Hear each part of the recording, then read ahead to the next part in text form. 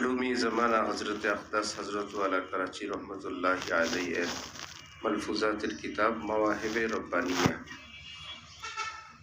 गुनाहों की कड़वाहट, गुनाह तिक्तता। इरशाद फरमाया कि एक बुजुर्ग ने अजीब बात फरमाई है कि जब बच्चा 2 साल का हो जाता है और अब माँ का दूध पीना उसके लिए हराम हो गया, तो माँ अपनी छातियों पर नीम की पत्तियां पीस कर लगा देती है। अब बच्चा को दूध कड़वा मालूम होता है और छोड़ देता है। हजरत वाला कराची रहमतुल्लाहि अलैहि इरशाद करें, एकजन बुजुर्ग बड़ो मजार कथा बोलेছেন, বাচ্চাদের বয়স যখন 2 বছর পূর্ণ হয়, যখন তাদের জন্য মায়ের দুধ খাওয়া হারাম হয়ে যায়, তার পূর্বেই মা যখন ইচ্ছা করেন বাচ্চাকে দুধ ছাড়াবেন, তো দীর্ঘকালের অভ্যস্ত বাচ্চা দুধ ছাড়তে চায় না, তখন নিম পাতা বেটে মা তার বুকে লাগিয়ে দেন। এখন বাচ্চা দুধ মুখে দিলেই তিতা মনে হয়। এই এতদিনের স্বাদের মিষ্টি জিনিস এখন তিতা দেখে বাচ্চা দুধ ছেড়ে দেয়। अल्लाह वालों की सोहबत से गुनाहों की पिस्तानों पर आखिरत के अज़ाब और क़यामत की यकीन की कड़वी पत्तियां लग जाती है।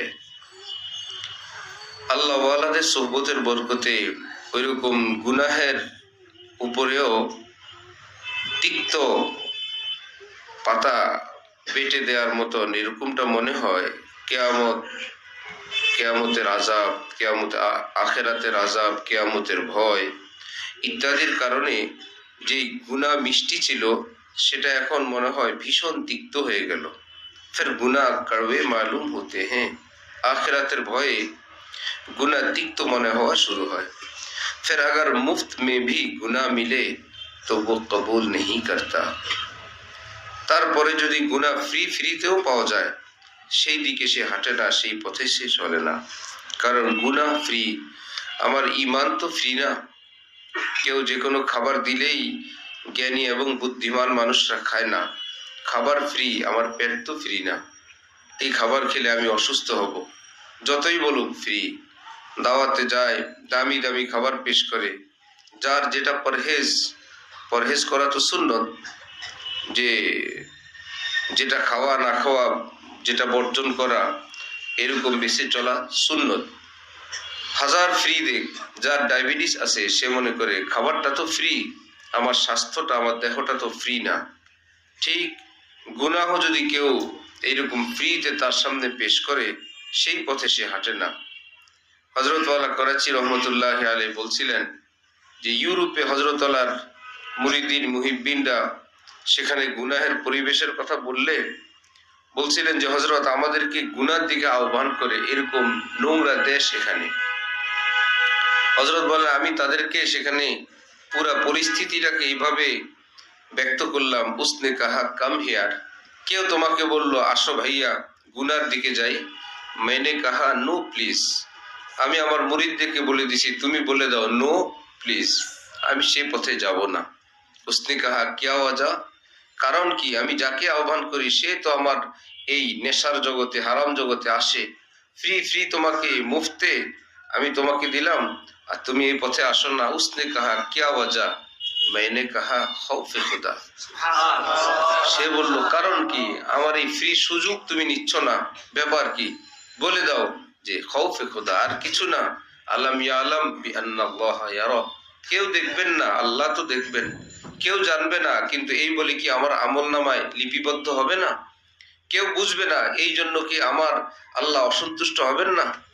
হযরত ওয়ালা করাচি বলেন, গুনাহের আযাব, গজব, জাহান্নাম কিছুই যদি না থাকতো, এইটুকুন যদি জানতো যে গুনাহের দ্বারা আল্লাহ অসন্তুষ্ট হন, তবু আল্লাহর প্রেমিকরা গুনাহ করতো না।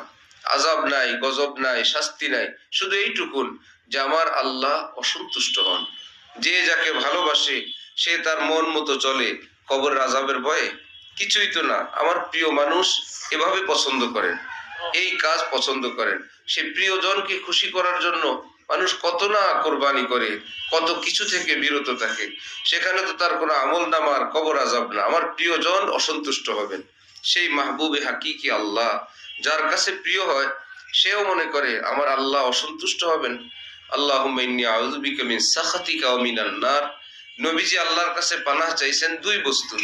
আয় আল্লাহ, আমি জাহান্নাম থেকে নাজাত চাই, আপনার অসন্তুষ্টি থেকেও নাজাত চাই। কিন্তু জাহান্নামের আগে অসন্তুষ্টির কথা বলছেন, কারণ জাহান্নাম হলো অসন্তুষ্টির একটা বাচ্চা।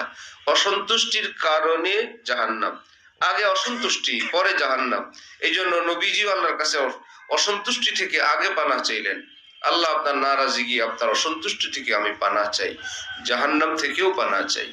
এই জন্য গুনাহের দ্বারা আযাব গজব শাস্তি যেমন আছে, আল্লাহর অসন্তুষ্টিও আছে। পাশাপাশি যেই গুনাহের মান যেরকম, সেই গুনাহের অবস্থার কারণে বান্দা আল্লাহ থেকে ওই পরিমাণ দূরে সরে যায়। ছোট গুনাহ তো অল্প সরে, বড় গুনাহ তো দূরে যায়।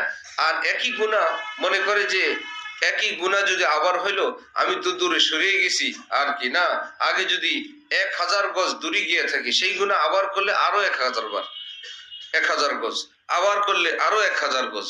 এমন না যে অজু ভঙ্গের মতন, অজু তো ভেঙ্গেই গেছে, এখন আর আমার অজু ভঙ্গের কারণে আমার কি হবে, সব মিলেই তো অজু ভঙ্গই হলো না, এমন না। প্রত্যেকটা গুনার পরেও যদি গুনাহ করে, তাও আরো দূরে যাইতেই থাকে। যেই লোক তাকওয়ার উপর ছিল, গুনাহ হয়ে গেছে, সে এক দরজা দূরে চলে গেছে, তওবা করলে সে কাছে আসবে। কিন্তু দূরে যাওয়ার পর যদি আরো গুনাহ করে, আরো দূরে যায়, আরো গুনাহ করে, আরো দূরে যায়, এক পর্যায়ে তার ঈমানের আশঙ্কা হয়ে পড়ে। সে মুখ থেকে এ কথা বলে বসে, আল্লাহ এগুলো কেন হারাম করলেন, এগুলো তো আমার বুঝে আসে না। অর্থাৎ আল্লাহ পাকের হুকুমের উপরেই তার অভিযোগ এসে বসে, এমনকি বেঈমান হওয়ার আশঙ্কা। অথচ প্রথম যখন গুনাহ হইলো, তখন বেঈমান হওয়ার আশঙ্কা ছিল না, কাঁপতেছিল, আমার ভুল হয়ে গেছে, আমার ঈমান ফুল ছিল, একটু ভুল হয়ে গেছে।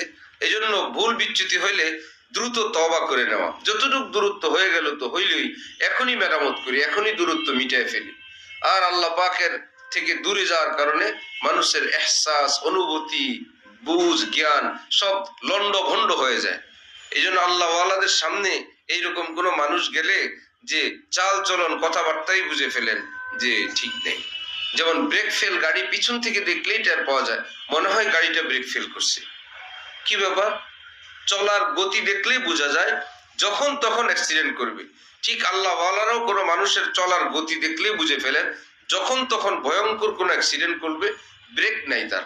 যে আল্লাহর ভয়, আল্লাহর মোহব্বতের যে এক লাগাম, যেটা মানুষকে কন্ট্রোলে রাখে, সীমার মধ্যে রাখে, মাপ ঝোপের মধ্যে রাখে, একটা পর্যায়ে গিয়ে সে আর আগাইতে পারেন না, না আমার আল্লাহ অসন্তুষ্ট হবেন। স্বার্থের হোক, ইজ্জতের হোক, সম্মানের হোক, জীবনের বাজি রেখে হোক, তার সামনে সে আর যায় না, আল্লাহ অসন্তুষ্ট হবেন। আর এই অসন্তুষ্টির ভয় যার মধ্যে নাই, তার আর হালাল কি, চুরি কি, কিসের মাথায় টুপি আর পাগড়ি, সবটা সহ এমন কর্ম করে যে কাফের মুশরিকও করতে পারে না। কারণ হইলো আল্লাহর সঙ্গে তার বন্ধন নেই। আল্লাহ আমাদেরকে বন্ধন রক্ষা করার তৌফিক দান করেন। হাজার বন্ধন ছেড়ে গেল, একই পদ্ধতি আল্লাহ পাকের কাছে চোখের পানি দিয়ে কান্নাকাটি করা, সেই বন্ধন বড় মধুর বন্ধন। সেই প্রিয় মাহবুবে হাকিকি বড় প্রিয়, তার সঙ্গে সব সময় কথা বলা যায়, কাছে পাওয়া যায়, নিজের মনের কথা বলা যায়, বললেই তিনি শুনেন।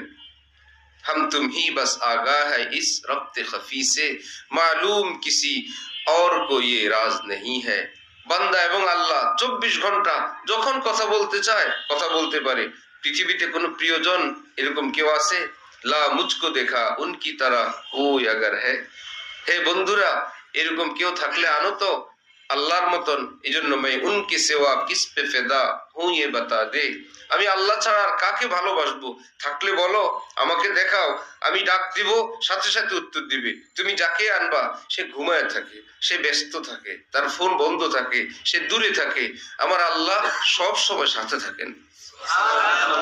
কথা বললেই তিনি উত্তর দেন, যখন তখন যে কোনো বিপদে আমি তাকে বলতে পারি, এবং তিনি সামর্থ্য রাখেন সবটা সমাধান করার। কারণ রব্বুল মাশরিকি ওয়াল মাগরিব, তিনি সারা জাহানের মালিক। তিনি আমাকে বলছেন ফাত্তাখিযহু ওয়াকিলা, আমাকে তোমার কর্ম সম্পাদনকারী আমাকে বানাও, তোমার কাজ আমি করে দিব। তুমি আমারটা শোনো, আমি তোমার কাজ আমি করে দিব। আল্লাহ আমাদেরকে সেই মোবারক পবিত্র জীবন বুঝার, অর্জন করার তৌফিক দান করেন। আল্লাহ রাব্বুল আলামিন।